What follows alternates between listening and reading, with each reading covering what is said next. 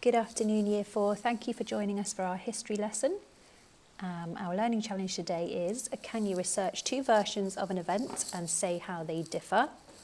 And if you want to be pushing yourself to greater depth, we can be thinking about giving many reasons to support our historical arguments. So let's start our history lesson as we always do, thinking about what knowledge we have learnt so far. What key facts can you remember about Benin from our last two lessons?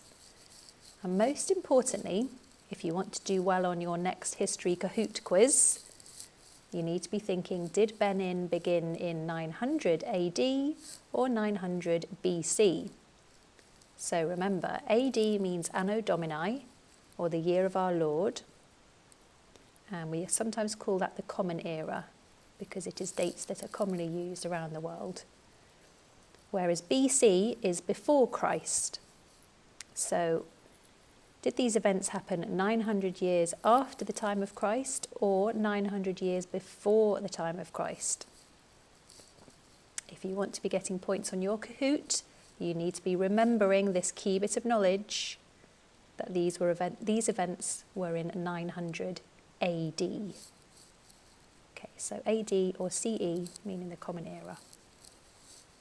It's a key bit of knowledge that I want you to get in your brains, please. So I'm going to read you two versions of one event. On the left, written in blue, we have a version of history as seen by the leaders of the British Army.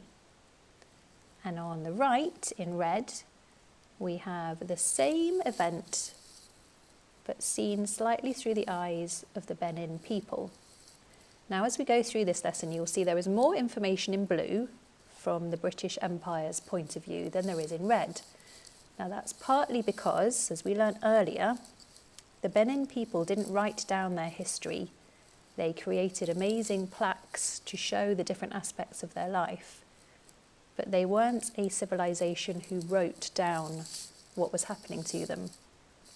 Whereas the British civilization at the time did wrote down diaries and accounts of things that happened. So we just have a bit more evidence in history from the British side of the story than we do the Benin side. But that shouldn't change what we can learn from that evidence.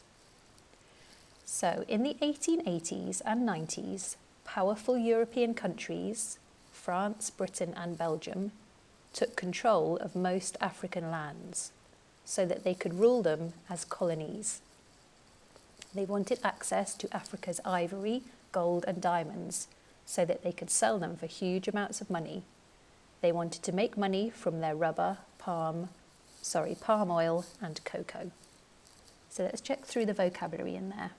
So we're talking about the 1880s and 90s, powerful countries in Europe who took control of African lands.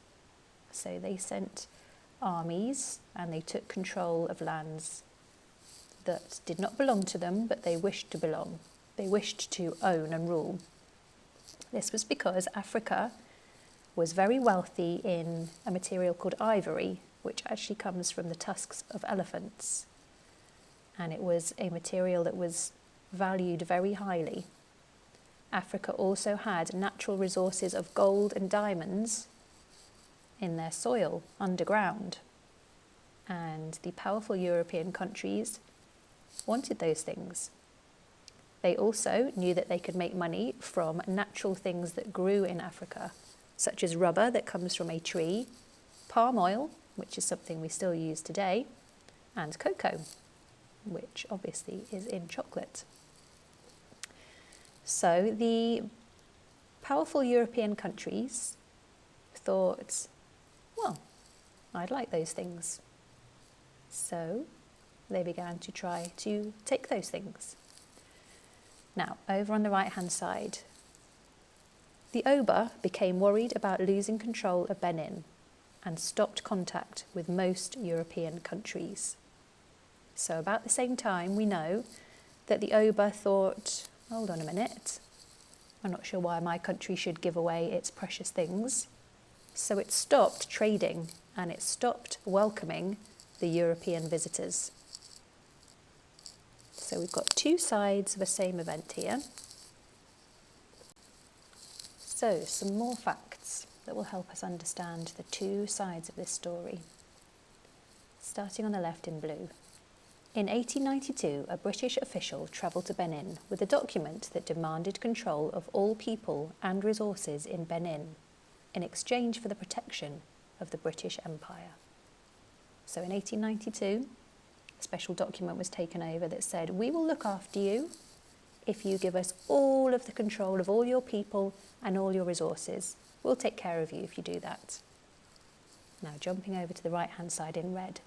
It is very unlikely that the Oba signed the document, but the British official claimed that he had.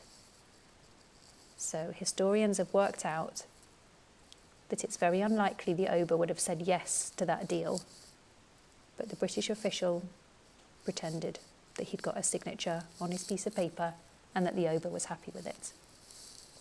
Over back to the left in blue. In 1897, a group of British soldiers went to take control. Benin's army was waiting for them. The group of soldiers were defeated. The British called this the Benin Massacre. Britain took revenge for the attack and sent more than 1,500 soldiers to invade Benin. Over to the red. Let's see how this would have looked from the point of view of the Benin citizens. The British destroyed Benin city and stole many bronze plaques from the Oba's palace. The city was burnt down. They later sold 2,400 of its most precious treasures. The Oba was sent to exile and Benin became part of the British Empire. So a tricky bit of vocabulary in there is exile. That means the king was sent away from his own country, told it was not safe for him to live there anymore, and he had to go away. So city was burnt down, plaques were stolen, things were sold, and the king was told he could no longer live there, that his country had become part of a different country and a different empire. So we have heard two sides of the historical story. And those two sides lead us to this view of history in this statement. By the 1800s, Benin was no longer strong or united and ended when the British Army invaded and made it part of the British Empire. So that fact there in quotes, that's the best we can do to summarise how the ancient civilization of Benin came to an end. By the 1800s, Benin was no longer strong or united, and it ended when the British Army invaded and made it part of the British Empire. So we often think about arguments having two sides, and sometimes when children fall out on the playground, we talk about, well, let's hear everybody's side before we work out what we can do about this. So out of those two sides, which one do you feel you support most? That's a tricky question for historians to think about. And in a lot of ways, as a historian, you shouldn't really decide that you are on one side or the other. You should just try to work out the facts as best as you can using the sources of evidence that are there for you. So your task today is to complete two fact files. One should show the British Empire's side of the story, and one should show the Oba's side of the story. And you should try to use all of the facts in this lesson within your fact files.